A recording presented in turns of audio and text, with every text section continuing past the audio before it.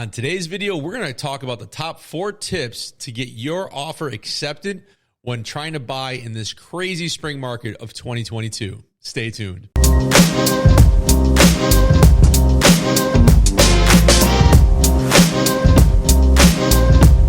Hey, what's up everyone? Aaron Bowman here. Thanks for coming by and checking out another video. Now, if you're in the market to buy, sell, rent, or invest, well, then you've come to the right place because that's what myself and my team here do in Connecticut on a daily basis. So thanks for stopping by, and let's jump into today's topic because there are a lot of frustrated buyers out there right now. Inventory is still low. It's under 2 months worth, and competition is still extremely high. So what are some of the things you can do to maybe make your deal stand out a little bit more so than the next person? Because if you've been out there shopping for a while now for a house, you go to an open house, you go as soon as the house hits the market, you're going to run into 30 plus more people maybe at an open house, all looking to buy the same house that you're there looking at. So what are some of the things that we can do that are ethical when putting in offers on properties? So I got my little handy dandy notepad here of things I wanted to talk about. So let's talk about some of the different things you can do. So number one is going to be price. And that being said, we know homes are getting overbid a lot. That's like an understatement, overbid. So some houses are going 30 to 40 grand, if not more, over, which is just crazy. So that being said, you want to make sure you're definitely approved. You want to submit a pre-approval letter with your offer, and your agent should be telling you this depending on who you're working with. And then you want to either come in really high, depending on how much you like the place, or you want to have an escalation clause within your contract. So if you've been shopping for a while, you're going to know that every time you go to look at a property, your agent's going to come back and say, hey, they're asking for highest and best by such and such date and time. That way there, it saves a lot of the going back and forth for the selling agent to come in and say, okay, well, your client put in 100,000. We've got 2 offers that are 102,000. Are you going to go up? So it saves a lot of that time. Everybody kind of just puts their cards on the table, and where they fall is where they fall. So if you happen to really like a property, like I tell my clients, then you want to go in strong and aggressive on the price. Now, you can do that right off the rip. Let's say it's a $200,000 house, and you could say, hey, I want to offer 250. You could do that, or you could come in and say, okay, I'm going to give you the 200,000, but we're going to do what's called an escalation clause up to maybe 250,000. So the way it'd be written into the contract, and again, talk to your agent, whoever you're working with, preferably myself or somebody on my team, but you want to have it written in there that you will provide $1,000, $2,000, whatever that number is for you, over the highest bona fide offer up to $250,000 if that's what your price range is. Now, that bona fide part is important because you don't want some agent that may be less than on the up and up come back and say, oh, well, we got an offer for 251. You want to go over that? So you want to make sure that you're actually seeing the offer should you get into that predicament or that part of the transaction where they say, okay, yep, we're going to accept your offer. We're going to come in at 250 because we have an offer at 249 or something along those lines. You want to make sure you're actually seeing that offer first. So price is important. Now, number 2, that's going to be deposit. There's nothing worse when I'm selling a house to see somebody come in and want to put down a $100 deposit or a $500 deposit. You want it to be at least preferably 10% of what the purchase price is, if not more, or multiple deposits made. Getting a little dry there, a little afternoon coffee. Actually, this coffee is pretty old. It's from this morning. It's pretty watered down. Anyways, I digress. So with deposit, you want to make sure that you are putting up money so the person who's selling the house knows that, hey, this person wrote an offer. They came in at asking with an escalation clause up to say 250,000 for our example, and they came in with 5,000, 10,000, 20,000, 60,000, whatever it is that you have available, the more money you want to put down up front on that deposit shows that you're a stronger buyer, as opposed, and this isn't knocking anybody that's coming in FHA and anything like that, but normally your first-time home buyers, those that don't have a lot of money, they'll be coming in FHA. They'll ask for some concessions where the seller pays the buyer's closing costs, and they're only putting maybe $1,000 to $2,000 down, as opposed to somebody who's coming in and says, yes, I've been saving my pennies. Here's $30,000 down. I'm giving you an escalation clause up to $250,000. You can see how one would be stronger than the other.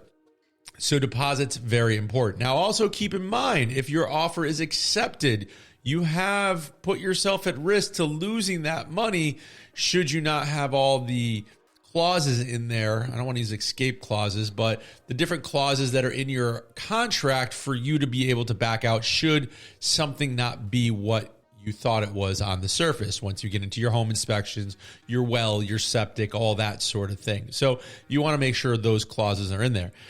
Now, that's going to lead us into terms. Terms is another one. So terms could be a bunch of different things where the seller doesn't have to clean the house, doesn't have to leave it broom swept. You can leave all the crap you want in there, and I, as the buyer, am going to take that responsibility and clean that out. You can also now, with the terms, waive inspections. Maybe you don't want to have any inspections because right now people are buying houses with not doing any inspections and sight unseen and all kinds of other craziness. But when it comes to inspections, I even tell my clients, do the inspections. We can write it up in the contract where inspections are for informational purposes only.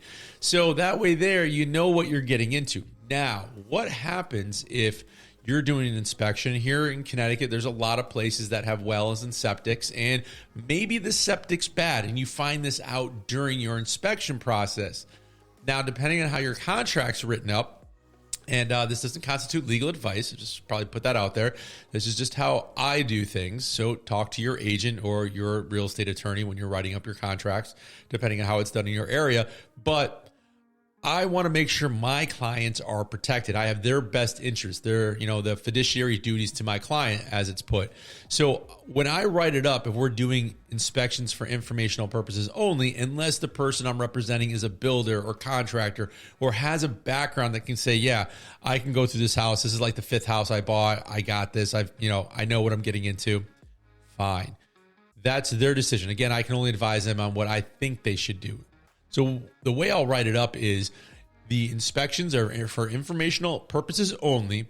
Should any repairs exceed, and you fill in that number, $1,000, $10,000, $5,000, whatever it is, the buyer has the option to terminate contract. So that's just protecting you. Should you get into this and everything looks great, and then all of a sudden you need a $30,000 septic system or more, coming in, putting down all this money, buying a house, already overpaying for it because of the way the market is, you want to make sure that you're not going to have to then dish out another 30 or 40 or 50 or 60, whatever that number is, on top of what you're comfortable already paying. So I tell my clients $5,000 is usually pretty good. Anything over that, you then have the option to say, you know what? We don't care. We still want to buy it. Or, yeah, that septic leach fields need to be redone. The tank's cracked. It's not holding any of the fluid anymore. So we're going to look at it like 30 to 40,000. Now it has to be engineered. We have to get the town involved. Like, there's a lot of things that could happen. So you want to make sure that you're protected. And a way of doing that is just having that written in there. So not only can you add the escalation clause, but you can add this into your contract for your inspection to make sure that, hey, listen, yes, we're waiving everything. We don't care what we find. We only do care if something should be over, let's say, $10,000. And if the seller doesn't accept that, that's a red flag to me that they know that there's something wrong with the house that's going to be over that amount of money, and they're just trying to sell it as is to game the market. So just keep that in mind. Now, the last one, and this is the king, cash. If you can come in cash and purchase something completely in cash, that is going to trump any type of financing, any type of terms, 99.999% of the time. So if you've been saving, try to cut fat where you can to save some more to maybe come in and offer cash on something. Again, that's not always possible, but when you're getting 12 or 13 offers on a property and 3 of those are cash, your seller is going off. You're in the other shoe here. You're not buying. You're in the seller's seat. You're going to look at all those cash offers as this is money in the bank. I don't have to worry about financing falling through. I don't have to worry about them going out and buying a new car. Now their debt to ratio income's off, so they can't purchase a property. It's more of a solid deal.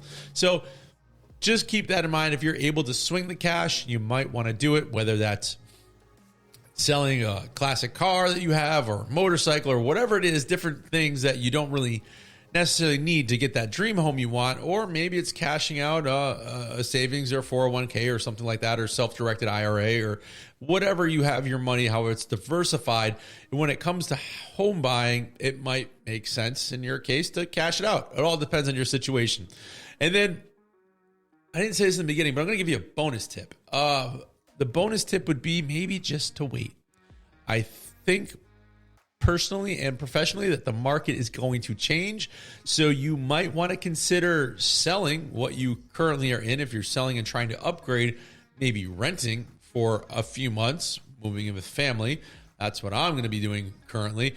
And then as the market changes, you can then buy your property, because the market's going to change. It's coming. It's the way everything's going, it's going to happen to where the market has hit its peak. It's going to burst, whatever you want to call it. Prices are going to self-correct and things are going to come back down to reality. So that might be another option for you, is just to wait until the market changes. So those are my tips for you. Hopefully these help you get your next offer accepted. And if you have questions or want to know more, again, all my contact information is down below, or just leave a comment. Thanks for watching, and I will see you in the next video. Peace.